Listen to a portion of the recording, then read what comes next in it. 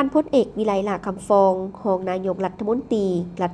กระทรวงป้องกันความสงบพร้อมคณะผู้แทนขั้นสูงกระทรวงป้องกันความสงบได้เดินทางกลับจากสหพันธ์รัสเซียมาถึงนครหลวงเวียงจันทร์ในตอนเช้าของวันที่ 30 พฤษภาคม 2025ภายหลังสำเร็จการเข้าร่วมกองประชุมสากลสำหรับเจ้าหน้าที่ระดับสูงรับผิดชอบเวียกงานความมั่นคงครั้งที่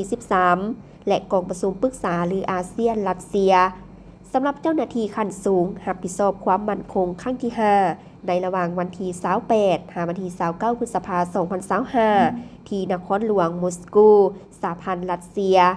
โดยมีพลตรีสมวรรณสายล่องพารองรัฐมนตรีกระทรวงป้องกันความสงบมีคณะผักคณะนำกระทรวงและทานวลาดิเมียร์เอกาลินินเอกอัครราชทูตสหพันธ์รัสเซียพร้อมด้วยคณะให้การต้อนรับอยู่สนามบินวัดไตการเดินทางเข้าร่วมในกองประชุมครั้งนี้เป็นขีดหมายอันสำคัญ